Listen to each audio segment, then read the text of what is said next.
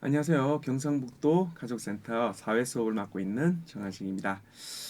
오늘은 5학년 사회 14번째 수업인 민족 문화를 지켜나간 조선이라는 주제로 한번 강의를 드리도록 하겠습니다. 지난 시간까지는 우리가 고려에 대해서 알아봤죠. 이번 시간부터는 조선에 대해서 알아보도록 하겠습니다. 그래서 핵심 단어는 다음과 같아요. 우선 넘어갔네요. 조선이라는 핵심 단어 당연히 있겠죠. 그리고 세종 때의 발전, 그리고 유교 질서입니다. 그 외에 관련된 단어들도 있기는 하지만 핵심적인 것은 요 세 개입니다. 선생님이 몇 번 얘기했던 것 같은데 이 단어 자체를 외우라는 건 아니에요. 단어 자체를 외우라는 게 아니라 그 단어와 관련된 이번 시간에 여러 가지 내용들을 여러분들이 머릿속에 꼭 담아놓을 수 있어야 됩니다. 그래서 이 핵심 단어를 보고 조선은 어떻게 건국했던 나라지. 그리고 세종시대에는 이러이러한 발전을 이뤘지. 유교 질서로서 사회가 이렇게 되었지라고 스스로 설명할 수 있을 때까지 이 영상을 듣고 공부하는 것이 이 핵심 단어를 안다라고 할 수 있는 겁니다. 그냥 조선, 세종시대 발전, 유교 질서 세 개 다 외웠다 끝 이게 아니라는 거예요. 알겠죠? 자, 지난 시간 정리를 한번 볼게요. 사실 역사는 외울 것도 참 많고, 물론 뭐 어떤 선생님들은 이해하는 교과라고 하지만 기본적으로 외워야 돼요. 외워야 이해를 해요. 그러니까 외울 것이 굉장히 많기 때문에 지난 시간 정리를 통해서 한 번 더 짚어보도록 하겠습니다.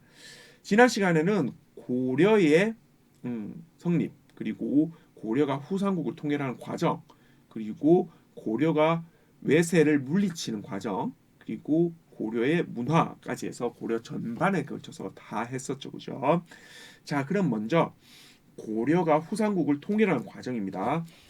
통일신라 시대 때 후삼국이 성립이 되어 통일신라 시대 끝에 가보면 나라가 되게 혼란해져요. 그래서 새로운 지도자들이 나라를 세우게 되는데 이 지도자들이 바로 견훤과 궁예죠. 궁예는 후고구려, 견훤은 후백제를 건국하게 됩니다. 그리고 기존의 신라와 함께 이 세 나라라고 해서 후삼국이 되는 거죠. 그런데 후고구려의 왕이었던 궁예를 왕건이 쫓아냅니다. 왕건은 후고구려의 장군이었죠, 그죠? 그래서 왕건이 후고구려를 고려라고 칭합니다.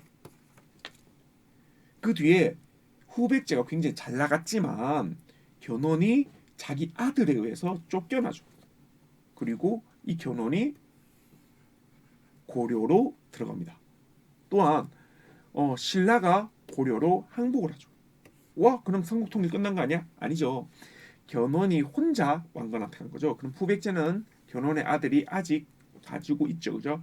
그래서 최종적으로는 전쟁을 통해서 왕건이 후백제를 멸망시키고 흡수하게 된다. 그래서 후삼국을 통일하고 고려가 최종 승리자가 된다라고 보면 좋겠습니다. 그 이후에 처음으로 거란이라는 나라, 거란은 민족명입니다. 우리 한민족이라는 민족처럼 거란이 세운 요 나라가 공격을 해오죠. 그런데 서희의 담판으로 오히려 거란이 물러나면서 우리 영토가 넓어져요. 그런데 그 이후에 속았다고 생각한 이 거란이 다시 대군을 끌고 오고 강감찬이 귀주 대첩에서 물리침으로써 거란이 다시는 우리나라를 넘보지 못합니다. 사실 강감찬 귀주 대첩에 대해서 그렇게까지 크게 생각하지 않는 학생들이 되게 많은데요. 그 당시에 거란의 국력이라고 한다면 전 세계 탑이라고 보아도 됩니다. 전 세계 최강국이었다고 보면 돼요. 거의 물론 뭐 서양의 다른 나라들도 있었지만 거의 전 세계 최강이라고 보면 됩니다. 그러니까 지금으로 따지면 미국 이긴 셈이라고 보면 돼요. 그러면 엄청나게 좀 다가오나요? 우리나라가 미국 이겼다. 이 정도로 생각할 정도로 큰 싸움이었습니다. 그만큼 고려의 국력이 막강했고요.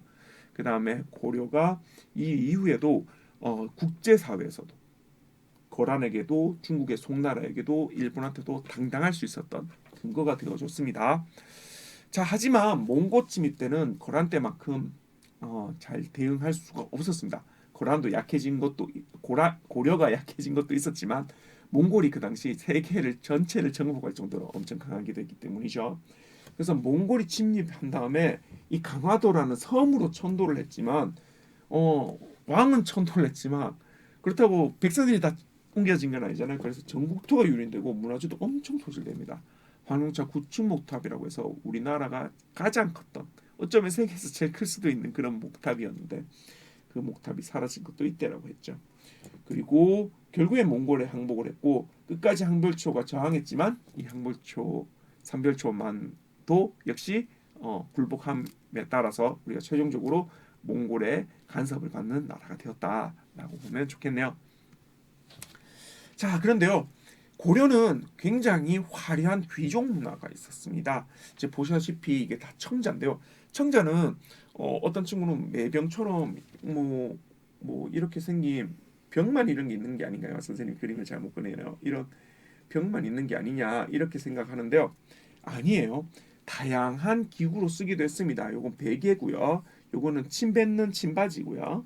요건 향료죠. 요건 의자입니다. 요 작아 보시면 상당히 커요. 이거는 심지어는 변기입니다. 변기. 똥 싸는 변기요. 이 똥 싸는 변기마저도 청자로 만드는 거예요. 물론 청자는 매우 비쌉니다. 그러니까 이런 비싼 것들을 이렇게 생활 도구로 쓸 수 있을 정도로 귀족들은 화려한 생활을 해왔다. 그래서 문화가 화려한 귀족 문화를 보여준다라고 보면 좋겠습니다. 그리고 이런 인쇄술도 굉장히 발달을 했어요. 몽골이 침입해왔다 했잖아요. 그래서 몽골 침입을 극복하기 위해서 물론 현실적인 극복 노력들도 굉장히 많이 했습니다. 이제 전쟁도 치르면서 무기도 개발하고 실제로 천도했던 것도 다 현실적인 대응책이죠. 하지만 믿음으로써 물러나가게 하고 싶다라는 것도 있었어요. 그러니까 종교를 통해서 좀 어떻게 극복해보자라는 게 있었죠. 사실 종교를 많이 믿는다고 해서 침략해온 군대가 물러나진 않아요. 하지만 우리 내부적으로는 마음을 모을 수는 있잖아요. 그래서 그 당시 고려에서는 불교를 믿었기 때문에 불교의 중요한 책이라고 할 수 있는 대장경을 이렇게 나무에 새겨서 만든 게 바로 팔만대장경이 되겠습니다. 그래서 팔만대장경은 세계문화유산으로서 손꼽히고 있고요. 고려 인쇄술의 정점을 보여주고 있지요. 자, 지난 시간 정리만 해도 이렇게 꽤 오래 걸렸어요. 그만큼 역사는 다시 듣고 다시 듣고 다시 들으면서 여러분들이 꼭 기억해야 될 내용들이 너무 많습니다. 자, 그럼 본격적으로 오늘 내용들에 들어가 보죠. 오늘 내용은 조선의 건국부터 갑니다.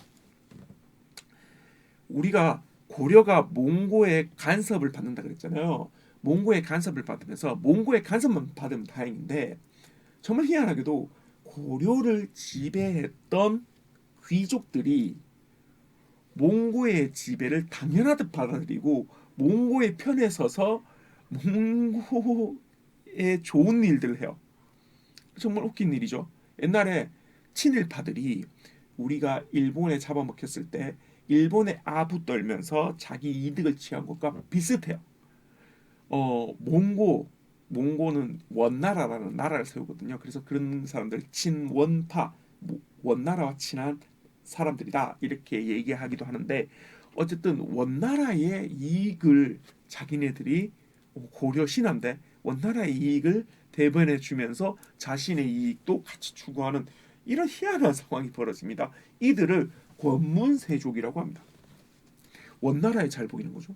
우리나라 신한데 그래서 원나라에 잘 보이면서 온갖 백성들에게 수탈은 다 하고 부정부패는 저지르면서 자기 이득을 취하는 거죠. 왕도 어쩔 줄 몰라 했어요. 왜냐하면 고문세적을 야 너 백성들한테 그런 거 뺏으면 돼? 너 처벌받아 이렇게 하면 고문세적이 얼른 원나라 황제한테 저 처벌받을지 몰라요 메시지 보내고 그럼 원나라 황제는 고려 왕한테 야 너 처벌하지 마 그럼 못하는 거죠. 그런 상황이었던 거예요. 그러니까 고문세족이 이렇게 나라에서 횡포를 심하게 하니까 나라는 힘들었고요. 그것만 끝나는 게 아니야. 그것도 끝이 아니었어요. 이 몽고의 힘이 조금 약해지기 시작하거든요. 그러니까 이 중국에 원래 있었던 한족들이 중국 민족들이 이제 반란을 일으켜요. 그러다 싸우다 보니까 그 민족들 중국의 민족들 반란을 일으킨 민족들이 몽골과 싸우다가 밀릴 때는 우리 고려를 공격해요. 고려를 공격해서 고려 땅에 들어와서 지들이 또 살아요. 살고 백성들 수탈하고 막 자기들 이득 취하고 있다가 또 중국 땅으로 가서 원나라랑 싸우고 이런 짓을 합니다. 이런 애들이 홍건적이라는 애들이 있었거든요. 그런 애들이 자꾸 고려를 침입해요. 그뿐만 아니라 그건 북쪽에서 침입하는 거잖아. 중국이 침입하는 거니까. 남쪽에서는 일본의 그 해적들이 지속적으로 침입을 합니다.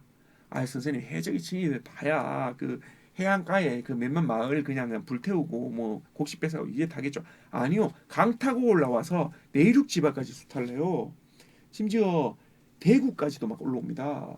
이게 대구는 한가운데 있잖아요. 내륙 한가운데. 그러니까 낭떠각 타고 올라오는 거죠. 난리입니다. 난리.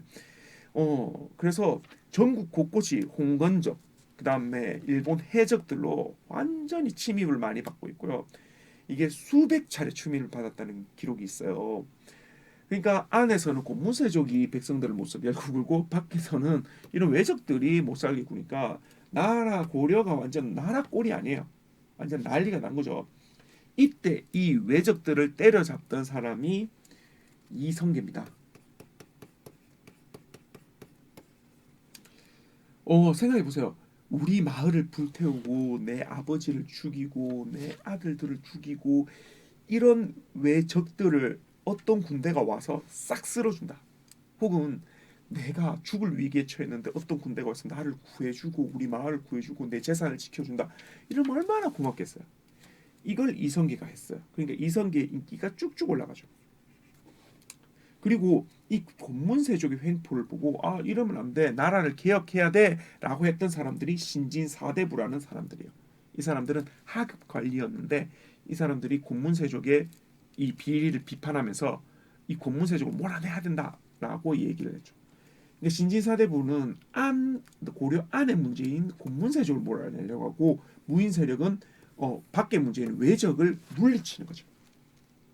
그런데 신진사대부의 대표적인 사람 정도전과 무인 세력의 대표적인 사람 이성계가 손을 잡아요. 그리고 정도전은 이렇게 생각합니다. 이 나라는 그냥 고려 자체로 개혁하는 게 아니라 나라 자체를 때려 부수고 새로 세워야 된다. 그리고 그 왕은 이성계가 한다. 그리고 내가 조선을 세우는데 설계를 하겠다. 그렇게 해서 이성계와 정도전이 힘을 합친 거죠. 그리고 나서 실제로 권문세족은 몰아내요. 권문세족을 몰아냅니다.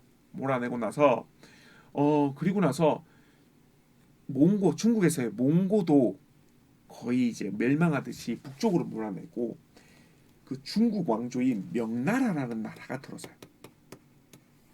몽고는 물러내고 그리고 몽골을 물러내고 이제 명나라가 중국의 큰 땅을 차지하고 우리나라는 여기 옆에 있는데 우리나라한테 어떤 요구를 하냐면 야 우리가 몽골 대신하니까 이제 너희가 너희 땅 일부를 우리 명나라한테 바쳐 이런 식으로 요구를 해요. 아주 나쁜 요구를 하죠. 거기에서 화가 났던 고려 조정은 명나라를 먼저 공격하자라고 얘기를 해요.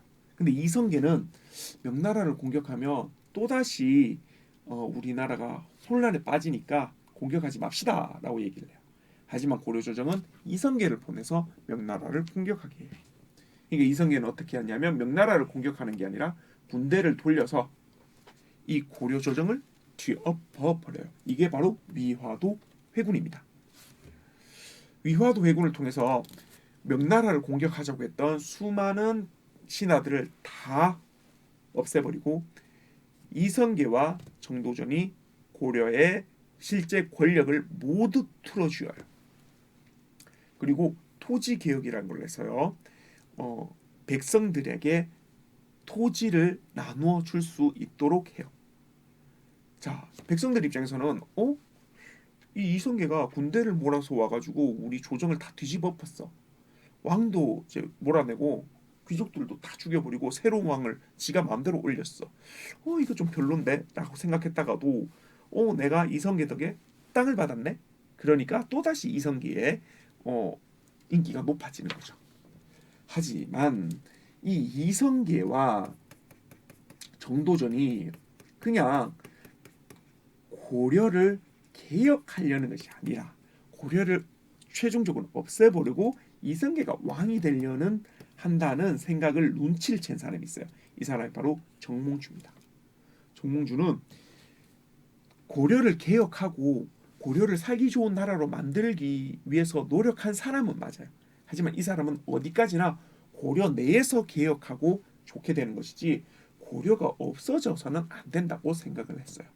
그래서 고려를 무너뜨리려고 한 이 이성계에게 반기를 듭니다. 그리고 실제로 이성계와 정도전을 궁지에 몰아넣어요. 하지만 이때 이성계의 넷째 아들인 이 방원이 정몽주를 죽여버립니다. 정몽주를 제거해보죠. 선생님이 2번이나 썼네요. 엄청 강조했나 보면. 그리고 정몽주까지 제거되고 나니까 더 이상 고려를 지탱할 만한 신하는 남아있지 않았어요. 그래서 결국 이성계가 스스로 왕이 되고 정도전이 그 대신으로서 나라를 세우니 이것이 바로 조선입니다. 자, 정리해 보면 고려 말 안팎으로 되게 혼란스러웠는데 그 혼란을 잠재우고 고려를 다시 살아날 수 있도록 노력했던 사람이 신진사대부와 무인 세력들이다. 근데 특히 이를 대표하는 정도전과 이성계가 손을 잡고 권력을 위화도 회군을 통해서 잡은 뒤에 토지 개혁을 하고 높아진 인기로 자기들의 나라를 세우려고 했으나 정몽주가 반대를 했고 이 정몽주를 제거하고 난 뒤에 조선을 건국할 수 있었다. 이렇게 정리하면 좋을 것 같습니다. 자, 그리고 이제 원래 고려는 개경이란 곳에서 이제 개경이 수도였잖아요. 개경을 중심으로 나라가 운영되는데요. 이성계는 새로운 도읍지, 새로운 수도를 건설하고 싶은 거예요. 그래서 보니까 한양, 지금의 서울이 딱 좋은 곳이다 라고 해서 서울로 수도를 옮깁니다. 수도를 옮기면서 궁궐도 지어야 되고 여러 가지 성곽도 쌓아야 되잖아요. 이제 성곽을 쌓는데 어떻게 썼냐면 요렇게 둘레로 쌓아요. 요렇게 둘레를 쌓고요. 여기에 이제 궁궐을 짓고요. 여기와 이제 요쪽에 이제 여러 시설들을 두게 됩니다. 그리고 자기 궁궐의 이름은 경복궁이라고 하고요. 그리고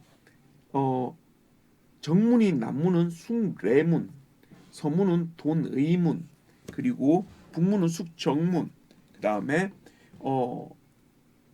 동쪽문은 흥인지문, 그리고 중앙에 시간을 알려주는 종은 보신각이라고 했어요. 자, 봐요. 숙정이고 의, 예, 신, 인 있잖아요. 다시 한 번 더.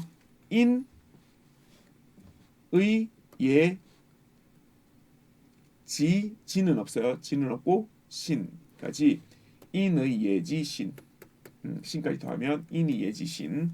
유교에서 인이 예지 신이 된 단어는 굉장히 중요시입니다. 인 어질다, 의 어이롭다, 예 예의가 있다, 지 많이 한다, 지식이 있다, 신 믿음이 있다 등등 이 5단어는 굉장히 중요하거든요. 특히 인의 예진이 4단어는 더욱 중요해요. 그러면 선생님 숭례문, 돈의문, 그 다음에 홍인지문, 보신각 이거 다 인의 예지 신에서 따온 건가요? 예, 유교의 인의 예지 신에서 따왔어요. 지는 원래 북문에다가 하려고 했는데 북문에 백성들이 많이 다니기 때문에 백성들은 더 정이 있어야 된다는 의미에서 정자로 바뀌었대요. 자, 그리고 경북도요. 사실은 경북도 유교 경전에 나오는 단어라고 합니다. 즉 도성을 만드는데 궁궐과 도성을 만드는데 유교에서 나오는 가르침을 그대로 따른 거예요.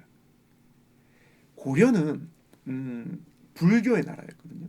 근데 불교 자체 교리가 나빴다기보다는 불교를 운영함에 있어서 좀 안 좋은 일들이 너무 많았었대요. 그래서 이제 조선에서는 유교 그것도 성리학을 집중적으로 공부하는 나라로 변화해 왔어요. 그러다 보니까 유교에 있는 인의 예지신을 그대로 궁궐과 도성에다가 이름으로 달았을 정도다라고 하면 좋겠네요. 자, 이제 세종 때를 한번 볼까요? 세종은 조선의 몇 대 임금? 4대 임금이세요.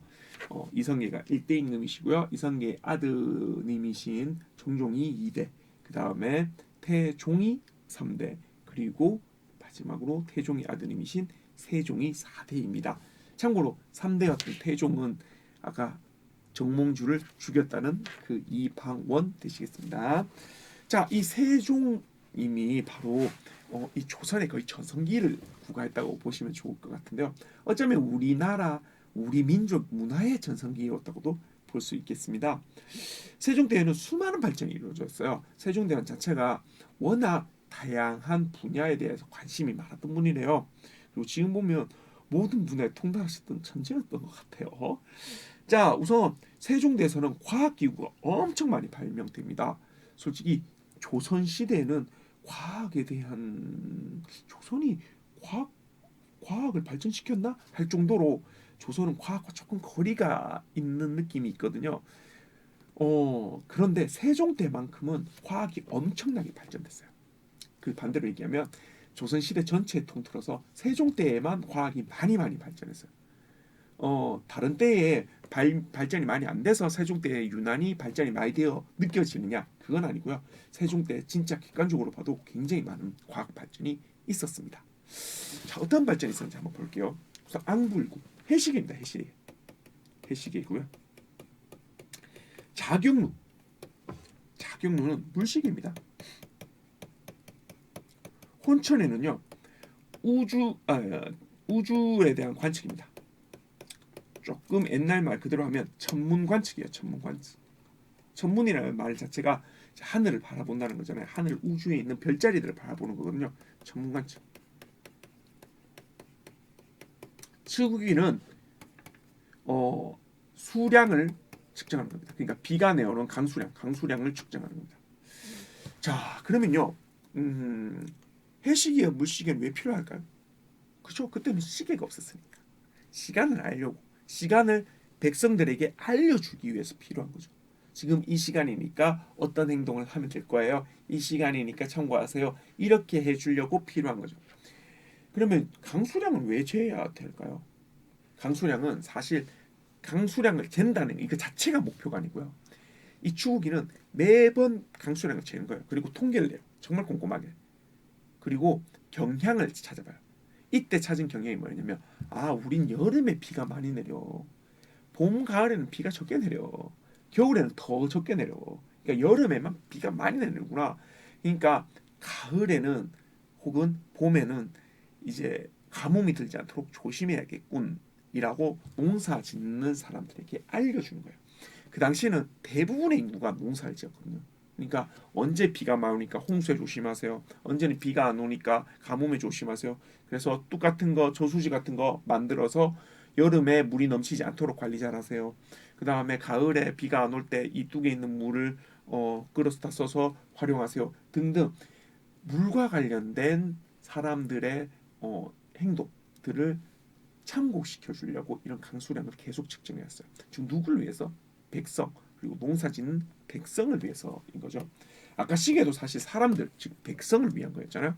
자, 천문관측을 왜 하느냐?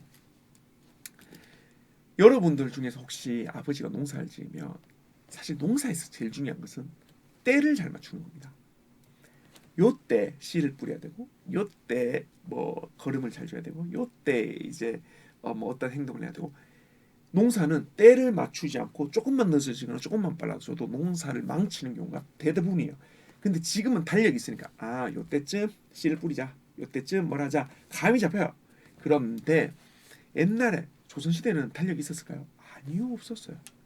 전혀 달력이 없었습니다. 그러면 언제 씨 뿌리고 언제 뭐 하고 언제 뭐 하는지를 어떻게 알 수 있느냐? 달력이 없는데 바로 하늘을 보고 하는 겁니다. 우리 6학년 되면 배우겠지만 별자리가 계절별로 날짜별로 조금씩 변하거든요. 그래서 하늘을 보고 저 별자리가 지금 저기 떠 있는 거 보니 오늘은 몇 월 며칠이야. 그러니 지금 뭘 해야 돼. 이런 걸 알아내는 거예요. 즉 하늘의 별자리의 위치를 보고 지금 어느 때쯤인 것을 판단하고 지금 농사 지을 때 뭐 해야 된다는 걸 알려주는 거죠. 그럼 결국에는 천문을 관측하는 이것 자체도 누굴 위해서다? 농사 짓는 백성을 위해서다. 그리고 그 당시에는 관측기구가 없어서 중국한테서 좀 달라고 하면 중국이 안 줬거든요. 아 싫어. 내가 그냥 알려줄게. 자, 북경에서는 지금 씨 뿌릴 때야. 근데 알려주면 우리나라에서는 이미 씨 뿌릴 때가 지났어. 그래서 중국에서 알려줘봐야 아무 소용이 없는 거예요. 그래서 농사 짓는 사람 감으로 그냥 해왔던 거죠. 그러니까 어쩔 때는 흉년이 됐다가 어쩔 때 풍적이 됐다가 이제 난린 거죠. 그래서 세종대왕은 아 그러면 우리가 하늘을 관측하는 기구를 만들어 라고 해서 혼천이를 만들었고 이게 중국 것보다 더 정확했어요. 그래서 우리나라의 별자리를 정확히 볼 수 있고 아하 이 별자리가 떴으니 이때의 상황이니 지금은 매돌매친인 것 같고 여러분은 씨를 뿌려라 이렇게 알려줄 수 있었죠. 그 이후에 농사가 정말 잘 되었대요. 즉 이것도 역시 하늘을 바라보는 그냥 하늘 바라보는 거 하늘 연구하는 거뭐 그게 무슨 의미가 있지? 하늘 연구하는 것에서 끝나는 게 아니라 백성을 위한 과학이었다. 다 백성을 위한 거였다. 알아주면 좋겠습니다. 자, 칠정산이 있는데요. 이 칠정산이 바로 그 별자리를 보고 만들어낸 책이에요. 그래서 이 책에서 하늘을 관찰하고 그 내용들이 다 담겨져 있죠. 이렇게 하늘을 관찰하는 이유도 뭐라고요? 백성을 위한 거였어요. 그리고 여기는 농사직설이라고 되어 있는데 이 책 자체 이름 자체 이미 농사예요. 이건 뭐냐면 농사를 오랫동안 지어본 이렇게 베테랑급의 이제 농사 지은 사람들을 모아가지고 농사에 대한 팁을 모아놓은 책이에요. 농사 지을 때 이런 걸 잘해라. 그렇죠. 농사 팁 이런 책입니다. 이거 당연히 농사 짓는 백성을 위한 것이죠. 자, 세종대에서는 사실 음악과 인쇄술도 발달했어요. 음악은 왜 그랬었냐면 이전에는 그 고려 시대 때 혼란한 상황에서 악기들이 다 없어졌어요. 그리고 중국에서 악기를 가져오다 보니까 중국 음악을 할 수밖에 없었던 거죠. 근데 웃기잖아요. 우리가 제사 지내고 이럴 때 사실 음악을 많이 연주하고 하는데 우리나라 사람이 돌아가신데 중국 음악을 하고 있고 이런 상황이죠. 그래서 세종대왕은 악기를 우리가 새로 만들고 또 우리나라 음악, 우리나라에 맞는 음악을 만드셨어요. 그걸 향악이라고 합니다. 그래서 음악 자체를 발전시키기 위해서 본인이 작곡도 해요. 막 작곡도 하고 작사도 하고 막 난리죠, 그죠? 왕이 작곡 작사 다 하고 막 이런 사람이었습니다.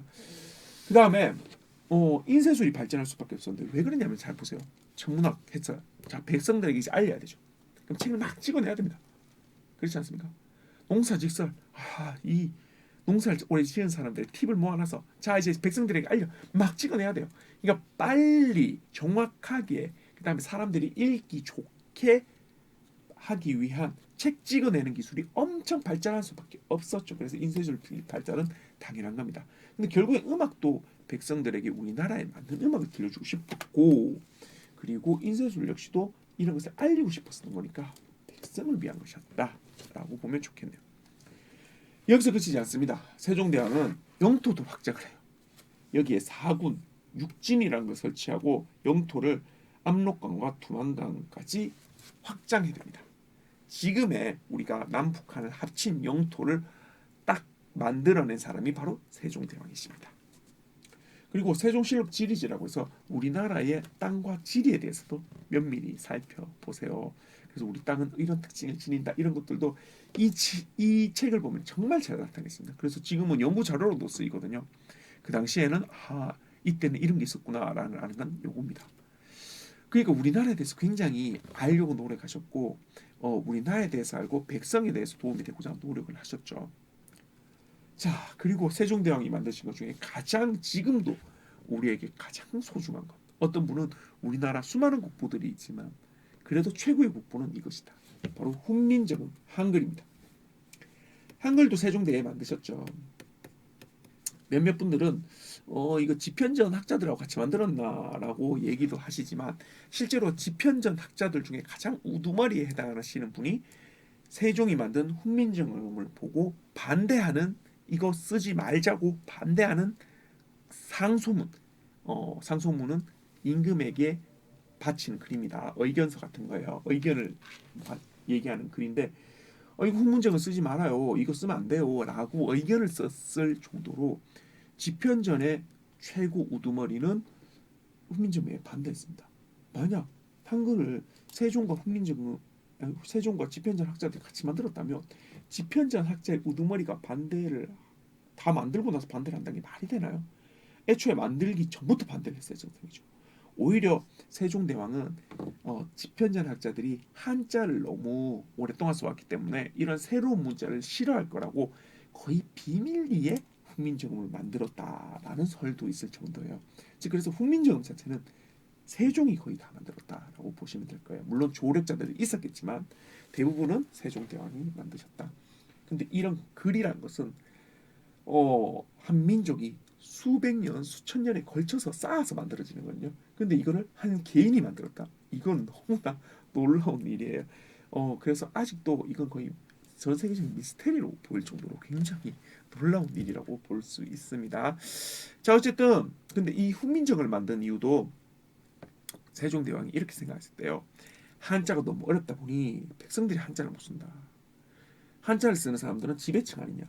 그럼 지배층이 자기들만 언어를 가지고 있으면서 서로 소통하면서 지식도 쌓고 그 다음에 백성들을 외면한 채 통치할 수 있다. 백성도 어떤 것에 참여하려면 자신이 의견을 쓸 수 있는 글이 필요하다. 그래서 백성을 위한 글로서 훈민정음을 만드셨대요. 자, 그럼 훈민정음 역시도 백성을 위한 발명이 되시겠죠. 따라서 음악을 만드시든 영토를 확장시키든 훈민정음을 만들든 전문을 하든 아니면 다양한 과학 기술을 하든 모두 백성의 생활에 도움이 되고자 노력하셨다는 점 여러분들이 꼭 기억했으면 좋겠습니다. 자, 조선이 되면 유교를 믿었다 그랬잖아요. 그래서 유교를 도입함에 따라서 유교 질서에 따른 생활을 많이 했어요. 그리고 신분제도가 강화되었죠. 왜냐하면 유교에서는 신분제도가 엄격해야 된다고 생각을 했거든요. 그리고 유교에서는 나라의 근본이 백성이라고 해서 백성을 위한 정치를 하려고 노력을 했어요. 하지만 신분제도가 점점점 굳건해지면서 백성을 위한 정치가 조금 흔들린 적도 많은 게 사실입니다. 하지만 조선 초 백성을 위한 노력을 게을리하지는 않았다는 점. 우리 세종을 봐도 모든 자신의 정책과 발명이 백성을 향한 거잖아요, 그죠? 그래서 백성을 위한 정치를 했다. 자, 미안합니다. 그럼 신분제도에 대해서 특히 한번 좀 봐볼까요? 신분제도는 계급이 4개 정도가 있었어요. 양반, 중인, 상민, 천민. 양반은요, 나라의 관리가 되거나 유교, 특히 유교 중에서도 그 안에 속한 성리학을 배우고 토론하는 역할을 많이 했어요. 즉 나라의 학문이 성리학을 연구하고 또 관리가 되어서 나라를 이끌어가는 계급이었죠. 중인은 나라를 이끌어가는데 필요한 실제적인 일들을 했던 사람들이에요. 뭐 관리들은 정책을 펴는 거지만 중인들이 하는 일은 통역, 그 다음에 의학 등과 같이 가장 나라에 필요한 실제적인 일들을 해왔다라고 보면 돼요. 그러니까 양반들이 지금의 학자, 교수, 뭐 정치인 이런 느낌이라면 중인들은 의사, 변호사 혹은 그 의사, 변호사 혹은 또 그런 통역관, 외교관 이런 느낌이라고 보시면 됩니다. 자, 양반은 관리가 되거나 성리학을 연구하거나 나라를 이끌어가는 역할이라면 중인은 실질적으로 나라에 필요한 통역이라든지 의학이라든지 이런 일에 종사했던 사람들입니다. 상민은 평범한 사람들인데요. 가장 계층상으로 더 많은 사람들인데 이 사람들은 농사를 대부분 많이 지었습니다. 물론 상업도 했지만 대부분 농사를 지었다고 보면 되고요. 천민들은 나라나 개인에 속해 있는 노비들이었다고 보시면 돼요. 그래서 나라와 개인에 속해 있으면서 허드렛 일을 해왔던 사람들이죠. 자, 이제 배운 내용을 정리해 보면요. 이런 과정을 통해서 조선이 건국되었다는 점 한번 짚어봅니다. 쭉 읽어보시면 아실 거예요. 그리고 훈민정음의 발명이나 혹은 훈민정음의 발명을 대표하는 다양한 발명들을 통해서 세종대의 생활에 도움이 되도록 백성의 생활에 도움이 되도록 노력했고 유교가 도입됨에 따라서 유교에 맞는 정치를 진행했고 신분제도 이 4가지로 굳어졌다. 라고 얘기를 드리겠습니다. 자, 이제 교재를 바르게 한번 살펴보죠. 우리 오늘 배운 내용도 굉장히 많아서 교재할 것도 많습니다. 당연히 교재는 이미 풀어왔으리라 보고 아직 안 푼 친구들은 일시정지하고 문제부터 풀어주세요. 자, 1번 문제입니다. 이것은 이제 조선의 건국, 조선이 나라를 세워지는 과정에 대해서 순서를 좀 매겨봐 달라는 거인데요. 자, 우선 먼저 뭘까요? 저 훑어보면 우선 고려 말 나라가 혼란했다. 그런데 이 혼란을 위해서 노력했던 신진 사대부와 신은 무인 세력이 협력을 했다. 그리고 신진 사대부의 도움으로 위화도 회군에 성공했던 이성계는 결국엔 이성계가 왕으로 즉위하고 조선은 건국되었다. 이렇게 알아주면 좋겠습니다. 자, 그래서 순서는 이렇게 되죠. 자, 2번 문제입니다. 2번 문제는 세종 때 있었던 일로 틀린 것을 말하는 겁니다. 자경루, 앙부 일부 등 과학 기술을 발전시켰죠. 그다음에 훈민정음을 개발해서 우리말의 문자도 만드셨죠. 사군육직을 개척해서 우리나라 영토도 넓히셨습니다. 하지만 신진 사대부와 함께 조선을 건국한 분은 바로 이성계 되시겠습니다. 그래서 답은 1번이 되겠네요. 자, 우리가 유교 조선에 들어서 유교 사회가 들어섬에 따라서 신분 제도가 굳어졌다고 했죠. 각 신분이 어떤 일을 했는지를 연결시켜 달라는 겁니다. 관리가 되는 것은 어떤 신분이라고 했죠? 네, 지금의 정치, 그 다음에 교수, 그 다음에 학문의 연구 이런 것들 했던 사람들 양반. 그리고 실질적인 일들, 통역이라든지 의학이라든지 이런 것 담당했던 것은 중인. 그리고 대부분 사람들이 농사를 지었던 상민. 그리고 어디에 속해 있어서 허드렛 일을 했던 천민. 이렇게 연결해 볼 수 있겠습니다. 자, 오늘은 조선이 건국되는 과정, 그리고 세종시대의 발전, 그리고 유교 질서를 통해 가는 통치에 대해서 한번 살펴봤었습니다. 조선이 건국했던 과정과요, 세종시대에 어떤 발전이 있었는지, 뭐 앙부일부라든지 자경루라든지 이런 걸 다 외울 필요는 없지만 뭐 과학이 발전했다라든지 뭐 훈민정음이 발명됐다든지 요 정도는 외워주시고 왜 그런 발전이 있었는지에 대해서도 알아주셔야 될 겁니다. 그리고 유교 질서에 따라서 어떤 계급이 굳어졌는지 그 계급은 어떤 특징을 지는지도 여러분이 알아줬으면 좋겠습니다. 자, 오늘 수업은 여기까지고요. 다음 시간에 또 만나뵙도록 하겠습니다. 감사합니다.